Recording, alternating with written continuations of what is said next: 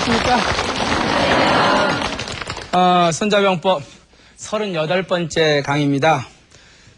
오늘은 또 다른 편으로 들어갑니다. 그러니까 손자병법 총 몇 편이라 그랬죠? 13편이라 했죠. 그 중에서도 오늘은 9번째 편입니다. 자, 9번째 편 제목이 뭐냐면, 행군. 행군이 무슨 뜻입니까, 이게? 뭐 이렇게, 그 행군이 아닙니다. 그러니까 행이라고 하는 게 뭐 가다라는 뜻도 있지만 어떤 운용하다. 그러니까 군대를 어떻게 운용할 건가. 물론 행군도 포함하죠. 그래서 어떤 작전을 세워서 어떤 지형에서 어떤 전술로서 적과 어떻게 대치하고 이런 전반적인 전투의 전 과정을 행군이라 그래요.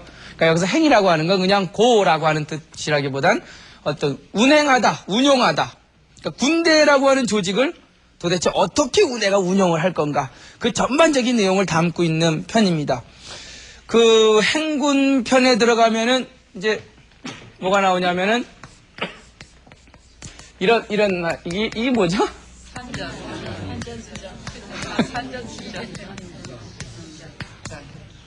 산전수전. 여러분들 산전수전 다 겪으셨죠? 산에서도 전투하고 물에서도 전투하고, 그러니까 산전수전이란 말이 사실 이 행군에 이런 이제 비슷한 얘기가 나와요. 왜냐하면 산에서 전투하고 물에서 또 무슨 전투가 있어요, 그러면요? 예? 택전. 택전도 있어요, 택전. 그러니까 산전, 수전, 택전. 그 다음에 또 그 무슨 전투가 있냐면은 육전이 있습니다, 육전. 평평한 육지에서 하는 전투. 그러니까 이제부터 산전수전 다 겪었다는 얘기도만 하지 말고 택전, 육전 다 겪었다. 이제 그 얘기도 하셔야 돼요. 왜냐하면 손자는 산에서, 물에서, 연못 늪지대에서, 평평한 육지에서 어떻게 행군할 것인가, 군대를 운용할 것인가. 이제 이 문제를 여기서 이제 집중적으로 처음 이제 들어가고 있거든요. 그러니까 이제 이제 뭐라고요? 산전수전 다 겪었다. 이제 그 말 말고 또 뭐가 있어요? 택전. 저도 택전, 육전 다 겪었습니다. 그 손자병법 이 9편째까지 지금 해 나오면서 택전, 육전 다 겪었습니다. 여러분도 겪으셨죠? 네. 그러니까 오늘은 한번 그러면 도대체 산전수전이 뭔가? 이게 단순히 그냥 전투만 했다 그래서 산전수전 겪은 거 아니에요. 인생을 살면서 그냥 복잡한 인생을 살았다고 산전수전 겪은 거 아니에요. 그 속에서 내가 실패하면 실패한 대로 내 스스로를 반성해서 다음부터는 이러지 않아야지. 뭐 이런 느낌도 받고, 흡사린 패배 속에서 믿었던 사람이 그럴 수 있느냐? 뭐 이런 아주 뭐랄까 처절한 그 인간에 대한 배신감도 느껴보고, 뭐 이런 걸 이제 생각하고 느끼고 그거에 대해서 뭔가 가슴속으로 들어와야 산전수전이지, 그냥 뭐 어려움만 겪었다고 해서 그게 산전수전은 아닙니다. 그러니까 여기서 산전수전, 택전, 육전, 이걸 한번 도대체 이 손자는 어떻게 그 세부적인 내용을 얘기하고 있는지 한번 같이 들어가 봐요. 들어가서 배워야죠. 손자가 어떻게 산에서 전투를 할 것인가, 또 물에서는 어떻게 전투할 것인가, 이제 그 내용을 하나하나 좀 배워보는 시간이 됐으면 하겠습니다. 자, 산전 첫 번째. 행군의 이제 첫 번째가 뭐예요? 예. 자, 이제부터 산으로 들어갑니다. 자, 산 들어갈 준비 되셨어요? 네. 이제 옷 다 이제 등산화 신고 이제 등산복 입고 이제 산에 들어왔어요. 자, 첫 번째 산에 들어가서 절산을 거기라. 예? 절산의 복이라. 뭐 이런 얘기가 나옵니다. 이게 무슨 뜻이에요? 자, 산에 들어가서 전투할 때는 절산, 이 절이라고 하는 건 물론 커트, 자른다는 뜻인데 여기서는 across의 뜻이에요. 건너가다. 그러니까 깎아질러 건너간다. 그러니까 어디를 건너가요? 산을. 이런 산이 있잖아요. 이러한 산을 건너갈 때는 의곡, 여기서 의자는 의지할 의자, 곡은 무슨 곡자 얘기해요? 계곡 곡자. 어디를 의지해서, 즉 어디를 따라서 가라? 계곡을 따라서. 산을 갈 때는 계곡을 통해서 가래요. 어디로 가지 말래요? 왜? 당연하죠? 왜요? 아니, 산전수전 겪으신 분 다 알아요, 이거. 왜 그런지. 산 꼭대기로 이동을 해봐요. 상대방이 다 보이잖아요. 그러니까 계곡을 따라서 이렇게 이동하면은 절대로 남의 눈에 띄지도 않고 확실한 나의 기동로를 확보할 수 있을 것이다. 이제 그런 뜻에서 산을 지나갈 땐 어디를 따라가래요? 계곡으로. 이게 무슨 뜻이에요? 남 안 보이는 곳으로 다니래요. 다시 말하면요. 출세해서 돈 버신 분은 절대로 산 꼭대기로 다니시면 안 돼요. 에? 어디로 다녀야 돼요? 왜요? 왜요? 내가 돈 벌었는데 좀 보이고 싶은데. 산에 올라가서 나 돈 벌었다 이러고 싶은데. 그러지 말래요. 왜 위험해요? 뺏어갈까봐요? 아이. 우리 손자병법에 그런 지혜 많이 나왔잖아요. 내가 출세하고 성공하고 그리고 승리를 거머쥐었다 그래서 절대로 그걸 남에게 자랑하지 마라. 항상 남이 안 보는 계곡을 통해서 다녀라. 이 계곡이라고 하는 게요. 이게 계곡의 반대가 뭐예요? 에? 산이란 말이에요. 그러니까 이 계곡, 여러분 산이 좋아요? 계곡이 좋아요? 계곡이 좋아요? 산 꼭대기 가서 야호하는 게 좋아요? 그러니까 산이 좋아하는 사람은 굉장히 좀 남성적인 사람이고 이 계곡을 좋아하는 사람은 좀 여성적인 사람이에요. 산을 좋아하는 사람은 좀 뭔가 아주 막 뭐랄까 좀 막 화끈한 사람이고 계곡을 좋아하는 사람은 좀 뭔가 정적인 사람, 예? 정적인 사람. 산을 좋아하는 사람은 뭔가 동적인 사람. 뭐 그런 노자의 그런 얘기가 나와요. 곡신불사라, 예? 곡신불사. 노자 도덕경에 나오는 얘기입니다. 곡신이 뭐예요? 계곡의 신은 뭐 하지 않는데요? 이걸 보고 계곡에 뭔가 신이 있을 것 같죠? 여기서 얘기하는 그 계곡의 신이라고 하는 건 노자가 무슨 계곡에 무슨 정령이 있어서 신이 아니라 이 곡이라고 하는 게 뭐예요? 자기를 낮추는 거 아니에요. 산에 비해서 뭐예요? 밑에 있는 거 아니에요. 밑에 있는 그러한 삶의 자세는 결코 쓰러지지 않는다는 거예요.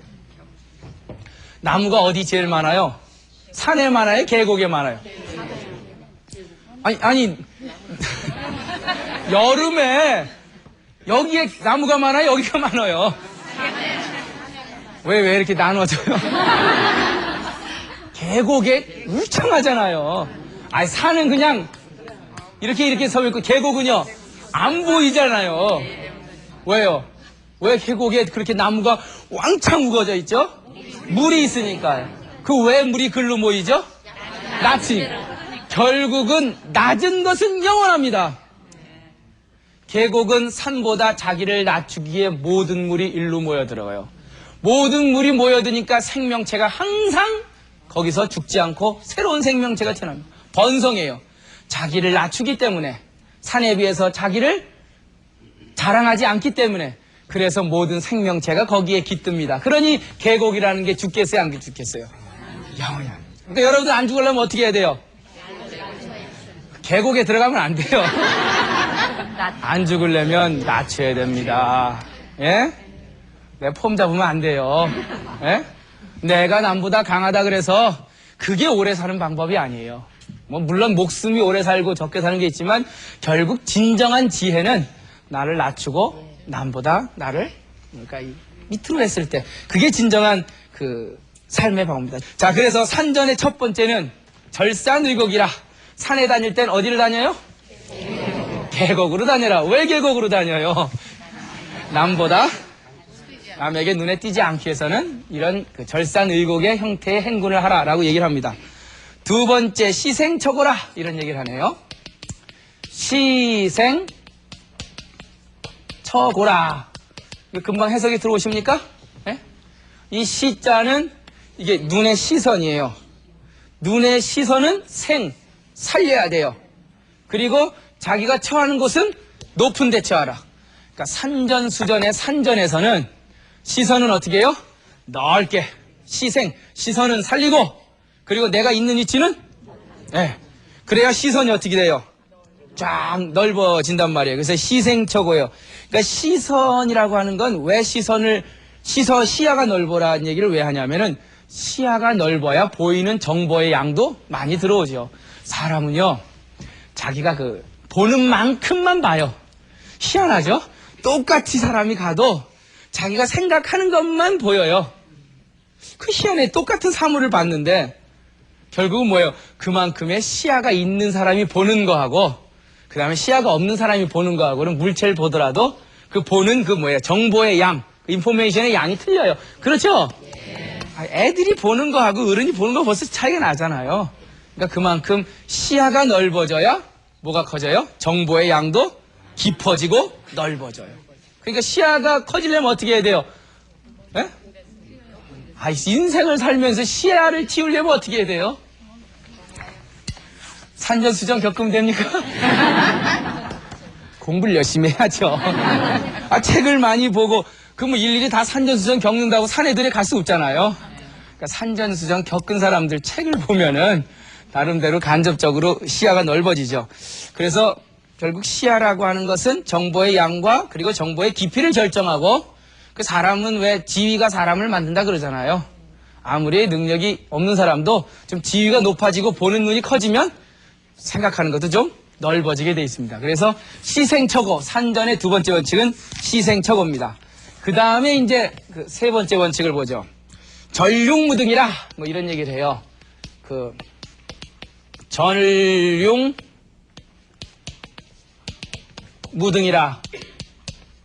이런 뜻은 뭐냐면은 이 적과 전투를 할 때 융이라고 하는 이제 소슬융자예요. 융성하다.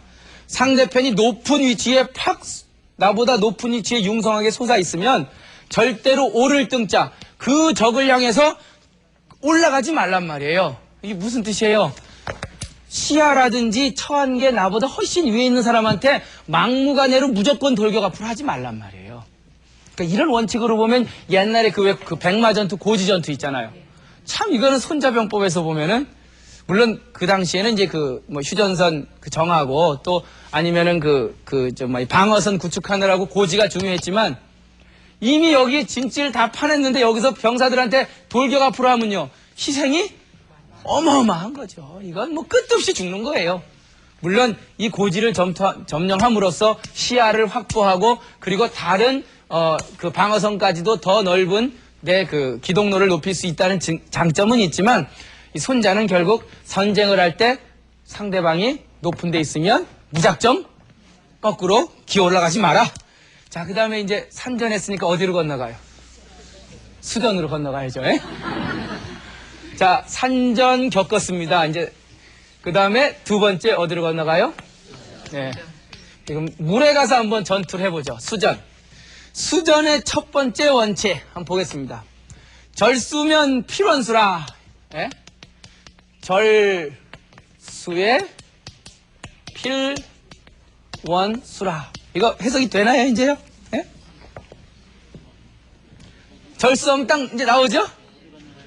물을 건너가서는 반드시 물에서 멀어져라. 뭔가 멋있는 말 같지 않아요?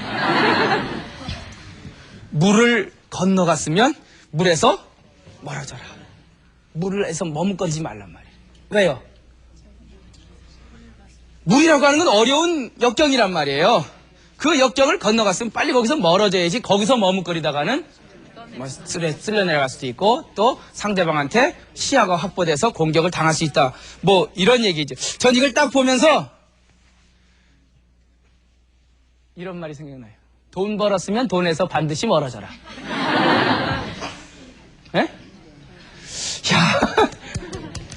돈을 벌었으면 득전이면 반드시 필원전이라. 한번 만들어봐요 그냥. 돈을 얻었으면 반드시 멀리 돈에서 떨어져라. 돈이라고 하는 게 목표가 아니잖아요. 돈을 왜 벌죠? 왜 성공을 하려고 그러죠? 그 돈을 벌어서 내가 하고 싶은 거 하고 내 자식들, 내 주변 사람들하고 같이 어떻게 살기 위해서? 행복하게 살기 위해서 돈을 버는 거 아니에요? 즉 행복하게 살려고 하는 게 목표였는데 그 행복하게 살려고 해서 돈을 벌었는데 그 돈을 껴안고는 도저히 떠나지를 못해요. 결국은 목표는 어디로 가버리고 그 수단인 돈에 얽매여서 평생을 돈 하고 사는 거예요. 나 연세 좀 많이 드셔갖고 돈 좀 쓰셔도 될 것 같은데. 우리 옛날에 어떤 분이 막 돈 많이 벌어갖고 왜 여기 뭐 이렇게 꼬매 입고 다니는 거, 대단한. 이런 말은 궁상 아니에요. 그게 돈 어렵게 버신 분일수록 아마 쉽게 못 쓰실 거예요. 그렇지만은 그걸 몇백억, 몇천억씩 벌어서 그걸 끝까지 지니고 있다는 것 자체의 행복을 느끼실지 모르겠지만 그거 어떻게 해요? 이웃하고 좀 나누는 게. 돈을 벌었으면 돈에서 어떻게 하라고요? 좀 멀어져야지 그 돈이 의미가 있고 주변도 다 이 같이 사는 사회에서. 그러니까 자꾸 돈 얘기를 하니까 참. 남 벌 것도 좀 남겨놓고 벌어야 돼요. 혼자 다 벌고 내 자식 혼자 다 출세시키고 우리 가정만 잘 되고 이거는 결코 그 물에서 못 벗어나는 거죠. 이 물에서. 네? 그 수단에서 거기서 머무는 거예요. 결국 목표가 뭔지를 알았으면은 장자의 이런 얘기 나오는데 득어 망전이라 이런 얘기 나오는데 얻을 득자 물고기였자. 물고기를 잡았으면 잃어버릴 망자의 통발전자. 통발을 잊어버려라. 통발 뭔지 아시죠? 이렇게 해갖고 이렇게 해서 냇가에다 이렇게 놓으면은 요즘 어항이라 그러나요? 통발 이렇게 발치죠? 통발이 왜 필요했죠? 물고기 잡으려고요. 그럼 물고기를 잡았으면 통발을 잊어버려야죠. 물고기를 잡았는데 통발을 꼭 켜고 있으면 결국은 목표는 물고기였는데 그 수단에서 못 벗어난 거예요. 장자의 득이 망언, 얻을 득자에 이 뜻이자에 잃어버릴 망자에 이런 말도 있어요. 이 의라고 하는 건 뭐예요? 내가 남에게 전달하려고 하는 의도. 그 의도를 남들에게 전달했든 얻었으면 뭘 잊어버리라고요? 언어를 잊어버려라. 사람은 자기의 생각이 있죠. 그 생각을 뭘로 표현해요? 말로 이제 표현하죠. 물론 다른 수단도 있지만. 그래서 언어학에서 보니까 생각하는 내 의도를 랑그라 그러고, 그 다음에 그것이 언어로 표현되는 걸 빠롤이라 그러나 뭐 그런 얘기를 하더만요. 그러니까 랑구와 빠롤. 그러니까 랑그라고 하는 건 내가 상대방에게 하고 싶은 그 의도예요. 그렇지만 그게 아직 바깥으로 나타나진 않았죠. 근데 그게 이제 난 널 사랑해 이렇게 바깥으로 나타냈을 때 그거를 이제 이 빠롤이라고 얘기를 해요. 결국은 내가 상대방에게 전달하고 싶은 건 뭐였어요? 의였단 말이에요. 내 의도. 그게 전달이 됐으면 뭘 잊어버려야 돼요? 말을 과감하게 잊어야 되는데 이거는 전혀 생각 안 하고 말만 그냥 왜 글 잘 쓰시는 분들 철학 열심히 잘 하시는 분들 보면은 말이 어려워야 훌륭한 철학인 줄 알아요. 이제부터 제가 어렵게 얘기를 하겠습니다. 뭐라고요? 물에서 건넜으면은 반드시 돈을 벌었으면 반드시 돈에서 멀어져. 산전, 이제 수전 겪고 있습니다, 우리 지금. 자, 수전에서 또, 저런 말도 있는데, 하늘에 어떤 분이 저녁 때 이렇게 달을 보면서, 저 달을 봐라 하고 손가락을 이렇게 딱 가리켜요. 그러니까 사람들이 다 뭘 봐요? 손가락. 이 손가락은 뭐예요? 달을 가리키기 위한 수단이란 말이에요. 근데 달은 안 보고 손가락만 보고 있단 말이에요. 이게 무슨 뜻이냐면, 저는 가끔 이 절이라든지 교회 같은 거 이렇게 가보면은, 엄청나게 불상 크게 해놓고, 교회 가면 엄청난 빌딩 같은 교회 세워놔요. 그건 뭐예요? 수단이에요. 손가락이란 말이에요. 뭘 가리키기 위한? 부처님 마음을 가리키기 위한. 그리고 예수님 하나님의 마음을 가리키기 위한 수단이에요. 근데 그 본래의 목표는 잃어버린 채, 교회만 크게 세우고, 사찰만 크게 세우고, 금불상만 크게 넣으면, 그게 마치 무슨 엄청난 이 목표이냐. 그건 다 뭐예요? 아까 얘기한 수단이란 말이에요. 그거가 목표가 아니란 말이에요. 이해 가십니까? 전 종교인들도 그렇고 이 세상에서 철학하고 학문하시는 분들도 그렇고 결국 수단을 목표와 혼동해선 안 될 거란 생각이 듭니다. 자, 수전 계속 가죠. 수전의 또 두 번째, 객절수일해야 할 때 손님이 절수해서 물을 건너갖고 자 건너올 때 물 뭐 하지 말라, 맞이할 영자 갈지자 그 사람을 순회해서 이런 말을 하네요. 여기서 객이라고 하는 건 진짜 이 비지털 손님이 아닙니다. 여기서 객이라고 하는 적군이 어디를 건너서 올 때요? 물을 건너서 건너올 때 말물자 맞이할 영자 갈지자 그 적군을 맞이하지 말라. 어디에서요? 물 안에서. 지금은 이 물이 이렇게 있는데 상대방이 저기 지금 물을 막 건너와요. 그러면 물 안에 같이 들어가서 싸우지 마세요. 나는 어디 떨어져 있어야 돼요? 저 멀리 떨어져서, 적은 물 안에 들어가 있고 난 멀리 떨어져서 공격을 해야지. 그 물 안에 같이 들어가서 머리 잡고 싸울 거예요? 무슨 얘기가 있지? 니전투고? 예? 요게 진흙니자, 밭전자, 싸울 투자에 개구자. 진흙밭에서 개싸움. 진흙밭은 난장판인데, 예? 걷다 누가 싸워요? 정말 개판이네요. 가끔 왜 혼탁한 정치판 이런 걸 보고 니전투구 한다. 아이고, 진흙밭에서 개들이 서로 읊는거리고 싸우고 있다, 그런 얘기 듣죠? 여러분들 절대 니전투구판에 끼지 마십시오. 예? 진흙밭에서 개싸움 하는 데는 절대 들어가지 마세요. 내가 아무리 깨끗하려 그래도 들어가면 난 뭐 묻어요? 진흙 묻고 나도 개듭니다. 그럴 때 항상 반드시 어디요? 그 물에서 떨어져서 거기서 바라봐야지. 그 판에 들어가서 같이 나도 이 진흙밭에서 싸워서는 안 될 거란 생각이 전 이걸 봅니다. 항상 상대방과 한 발짝 떨어져서 볼 줄 아는 자세.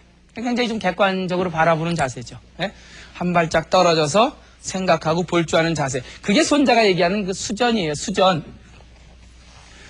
자, 산전, 수전, 또 뭐 계속 그런 얘기입니다. 무영수리 와라. 없을 무자에 맞이할 영자. 적을 맞이하지 말라. 수류. 물이 흘러내려오는 물줄기 밑에서 적을 맞이하지 마라. 무슨 뜻이에요? 물이 막 흘러내려오는데 적군은 위에 있고 난 하류에 있어요. 아까 산전이랑 비슷한 얘기죠. 물이 흘러내려오는 방향으로 내가 거꾸로 올라가면요, 기세가 벌써 안 좋잖아요. 내 뒤에 물이 이렇게 내려가야지 내려오는데 거꾸로 올라가려고 그러면은 그 기세가 나게 밀리잖아요. 그러니까 세가 안 될 때는 어떻게 하란 얘기예요? 한 발짝 물러서란 얘기입니다. 이 기회가 나한테 불리할 때는 절대로 싸우지 말라. 결국 지금 상황이 안 좋잖아요. 무슨 상황이요? 그 물의 흐름의 상황이 안 좋기 때문에 뒤로 한 발짝 빠져라. 뭐 그런 뜻이죠. 자, 요런 얘기, 재밌는 얘기네요. 상우, 윗상자에 비우자, 수, 말, 지, 욕, 석, 자, 대기, 정야라. 뭐 이런 말 나오는데 재밌는 말이네요. 그 상류에, 물 상류에, 지금 수전입니다. 물 상류에 비가 내리면 수말, 요 물 숫자에 거품 말자예요. 왜 뿌글뿌글한 물거품이 내려오게 돼 있어요. 그럴 때 욕섭자, 건널 섭자, 그 강물을 건너려고 하는 부대가 있다면 기다려라. 뭐가요? 그 강물이 안정될 때까지. 이게 중국이라고 하는 그 웬만한 강이 요즘 그 황사 많이 내려오죠, 여기에. 다 저쪽 그 서쪽하고 그 서북쪽, 그쪽 사막 지역에서 발원되는 물이 많아요. 그러다 보니까 그 상류에 갑자기 막 소나기가 쏟아져서 급작스러운 비가 내리면 하류에 물이 갑자기 뿌는 게 아니라 어떤 증거가 나타나는데, 그 증거가 뭐냐면 그 누런 황토옥이 섞인 그 물거품이 먼저 내려와요. 혹시 아세요, 여러분들? 왜 지리산 근처에 뱀사골 그런데 제가 한번 가보니까 그 산청 뭐 이런 지역에 그냥 냇가에 갑자기 상류에 막 비가 내렸어요, 산에. 근데 그 빗물이 바로 오기 전에 흙탕물부터 먼저 내려오더만요. 물거품이 뽀글뽀글 해갖고 왜 거품 뽀글뽀글한 게. 그러니까 결국 뭐예요? 그 물거품이 딱 내려온 걸 보면은 아, 상류에 지금 비가 왕창 내렸다? 좀 있으면 물이 들이닥칠 거다? 그러니 지금 내가 건널 필요가 있다 그래도 잠깐 기다려라. 이게 무슨 정신이, 이게 산전수전 겪은 사람만이 할 수 있는 거예요. 예? 산전수전 겪은 사람만이 상황을 보고 아, 이건 아니다. 요즘처럼 뭐 한 사람이 이렇게 물 건너는 게 아니라 수만 명이 물을 건너야 되기 때문에 하루 이틀 걸리는 게 아니란 말이에요. 가다가 갑자기 물이 확 불어버리면 몰살이 된단 말이에요. 그러니까 그 내려오는 그 물거품 하나를 보고서 상류에 물이 비가 내렸다는 걸 예측하고 그럴 때는 기다릴 줄 아는 자세. 이게 바로 수전의 그 내용들인 거예요. 지금 오늘 주제가 산전, 수전, 택전, 육전. 아, 아직도 택전, 육전 두 개는 참, 이게 손자병법 보면은 뭐 하나하나 사실 그냥 이렇게 지나가면 뭐 별 얘기가 같지 않은데 이게 가까이 다가보면 아, 이게 다 세상 사는 지혜예요. 예? 이게 단순히 그냥 병법으로 생각하면은 뭐 별거 아닌 것 같은데 이렇게 가보면 그렇잖아요. 아, 내가 물 건넜으면 반드시 물에서 멀어져라.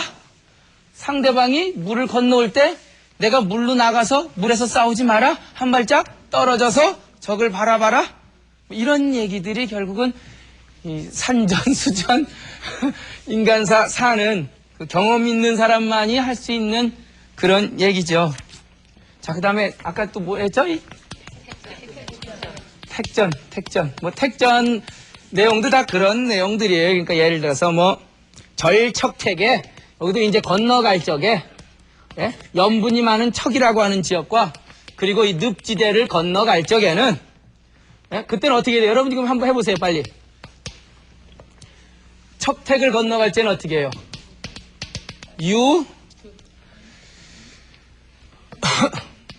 유극 무류라 뭐 이런 얘기를 합니다. 예. 그러니까 염분이 많은 척이나 늪지대를 지나가는 상황이 생기면 그때는 오직 유자 빠를 극자 패스트 빨리 지나가고 오래 머물지 말라. 그러니까 이해가시죠? 네. 그 늪지대에 오래 머물면은 반드시 빠지게 돼 있으니까 빨리 그때는 지나가라 뭐 그런 뜻이죠. 그리고 그런 얘기 있어요. 교군어 척택지 중일 때 이런 늪지대에서 갑자기 상대방 적군을 만났을 때는 어떻게 하냐? 재빨리 수초로 내 몸을 숨겨라. 그리고 내 등에다가 여러 나무를 등을 지고 있어라. 나무와 나를 혼동시키게. 아이 뭐 그거 당연한 거 아닙니까? 라고 생각할 수 있지만 산전, 수전, 택전, 육전 겪지 않은 사람은 몰라요. 인생을 살면서 갑자기 나에게 위기가 닥쳤는데 그거 갑자기 닥치면요. 손과 발을 어디다 둬야 되는지 모를 때가 있어요. 그런 경우 없어요? 이 도대체 이거 갑작스럽게 당한 상황이라 내 손발을 어디다 둬야 될지 그때는 어떻게 해요? 좀 탁 떨어져서 상황을 객관적으로 바라보고 그리고 지금 여기서 택전에서 갑자기 적과 만났다 그러면은 수초로 내 몸을 딱 가리고 이게 결국 삶을 살아가는 하나의 어떤 지혜인 거죠. 예? 그래서 여러분들 그 주변 사람들 지금 수초 가리듯이 주변 사람들한테 도움 청하는 거에 대해서 너무 주저하지 마세요. 난 자존심 있어서 절대 그렇게 못해요. 이런 분도 계시죠. 그 왜 병은 알리면 알릴수록 낫다 그러나요? 예? 그러니까 내가 좀 어디 아프고 그러면은 그냥 금방 얘기해요, 옆 사람한테. 아이고 내가 코가 아파지겠네. 그러면 이 세상 사람들은 다 따뜻한 마음을 갖고 있어 갖고요. 야, 거기에는 뭐 갈아서 그거 바르면 최고야. 답을 줘요. 혼자서 끙끙끙끙 앓고 있을 필요가 없단 말이에요. 자존심 때문에 뭐 내가 얘기해서 뭐 특별한 답이 있으려고 혼자 생각하는 것보다 주변 사람들한테 자문을 구하고 그 자문을 통해서 객관적으로 나를 바라본다는 건 엄청나게 손자적 사유입니다. 즉 이성적 사유인 거예요.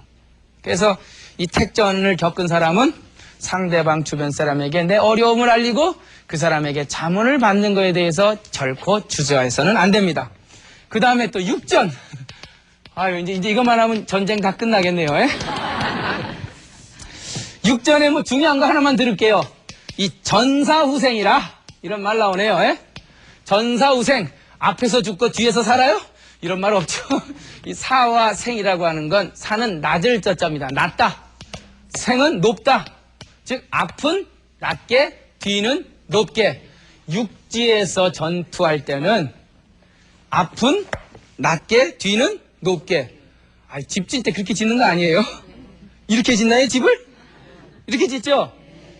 당연한 얘기인데, 그 풍수지리들은 말, 전생후사. 전사후사. 앞은 낮게, 뒤는 높게 해서 시선을 평지니까 조금이라도 높은 데서 바라봐야 시선이 넓어지고 상황을 더 객관적으로 바라볼 수 있다. 뭐, 그런 얘기입니다. 자, 지금 산전, 또 뭐예요? 수전, 택전, 육전, 지금 사전을 겪었습니다. 사전. 예? 네 가지 뭐예요? 네 가지 전투를 다 겪었어요. 인지제의란 말이 있습니다. 인지제의. 인지제의란 말은, 이게 무슨 뜻이냐면은, 곧 내 처지, 내가 처한 상황, 산이든, 뭐 아니면 물이든, 택이든, 육이든, 그 상황에 따라서 뭘 만들어내요? 그 상황에 마땅한 방법을 구상해야 된다는 거예요. 내가 처한 상황이 어렵다고 결코, 손자는 그런 얘기를 해요. 어떤 상황이든 나쁜 상황도 없고 좋은 상황도 없어요. 결국 상황은 누가 만드는 거예요? 이 손자적 생각입니다. 왜요? 높은 데가 좋을 수도 있지만 상대적으로 나쁠 수도 있어요. 그러니까 어떤 상황이든 간에 결국은 내가 그 상황을 그 상황에 기초해서 내가 만들어가는 거지 영원히 좋은 처지, 영원히 나쁜 처지가 없다는 거예요. 여러분들 그 나쁜 처지를 극복해 나가는 거야말로 진정한 승리예요. 상황, 땅이 나쁜 곳, 싱가포르. 아시죠? 그 말레이시아 그 밑에 있는 그 조그만 섬. 뭐가 있어요, 거기요? 예? 정말 천연자원도 없고, 물까지 말레이시아에서 파이프 꽂아갖고 써먹는 그 척박하고 아무것도 없는 그 조그만 땅에 국민들이 지금 세계에서 몇만 불씩 버는 아주 굉장한, 왜 그렇게 된 거예요? 자기의 그 나쁜 상황을 인지제의, 좋은 상황으로 바꾼 거예요. 이 태평양하고, 그 다음에 인도양 그 중간에 말라카 해협에 있는 그 이점을 이용해서 중개무역을 하고, 그 다음에 이 동남아시아에서 나온 굴이라든지 주석, 고무 이런 걸 거기서 집단을 시켜서 외국으로 보내고, 그러니까 그러한 지리적 이점, 또 뭐 관광산업, 그리고 석유 시추 산업, 뭐 이러한 금융 서비스, 그러한 자기들 처지에 맞게끔 상황을 유리하게 만들어서 어마어마한 세계적인 국가가 됐다 이겁니다. 그러니까 우리나라도 보면은 우리나라 상황이 나쁜 상황이 아니에요. 예? 어떤 분들 우리나라는 위에는 중국, 밑에는 일본 꼭 껴갖고 꼼짝도 못한다 그러는데 반대로 얘기하면 열만 받으면 어떻게 돼요? 중국도 한번 붙을 수 있고 일본도 한번 칠 수 있는, 힘만 있으면 얼마든지 대륙으로도 뻗어나갈 수 있고 해양으로도 뻗어나갈 수 있는 어마어마한 잠재력을 갖고 있는 국가라고 바꿔 얘기할 수 있다는 거예요. 그러니까 저는 지금 우리나라 가만히 보니까 우리나라 이 근대 100년사를 가만히 보면 정말 산전수전 다 겪은 나라예요. 우리나라만큼 산전수전, 택전, 육전 다 겪은 나라도 없어요. 가만히 보면은 왕조에서 갑자기 일제 치하에서 동족 상잔의 비극, 미군정, 군인정치, 독재정치, 문민정치, 국민정치 해볼 거 다 해봤어요. 옛날 우리 어머니 항상 하신 말, 내 인생 살아온 얘기 소설로 쓰면 10권은 된다. 아마 여러분들, 우리 부모님들 살았던 인생 소설로 쓰면 10권 안 되신 분 없을걸요? 끊임없이 어려운 산전, 수전, 택전, 육전 다 겪고 살아오셨단 말이에요. 저는 그게 우리나라의 장점이라는 생각이 들어요. 지금 우리 산전, 수전, 택전, 육전 했지만 그만큼 시련을 겪었고 IMF도 겪었고 이제는 이 정도로 겪었으면 어떤 시련이 와도 항상 객관적으로 바라볼 수 있는 창조적인 힘이 있을 것 같아요. 그렇지 않습니까? 네. 그 산전수전 다 겪은 우리 국민들 정말 조금 더 세상을 객관적으로 바라보고 좀 거시적으로 바라보면 그 어떤 나라도 시련을 겪지 않고 세계적인 나라가 된 나라가 없어요. 미국도 그 어려운 독립전쟁 끝나고 그 서부 프론티어 정신, 서부 개척을 통해서 정말 지금 뭐 완전히 뭐 어마어마하게 너무 커버렸지만 그러한 위대한 큰 나라가 되려면은 그만큼 시련을 겪고 그 겪은 속에서 나타나는 그 창조적인 그 힘이 바로 우리나라에 전 있다고 보고 오늘 손자병법 산전수전하면서 우리나라 국민들도 다 겪으셨기 때문에 얼마든지 창조적인 나라가 될 수 있을 거라는 생각이 듭니다. 오늘 산전수전, 택전육전 강의 마치겠습니다.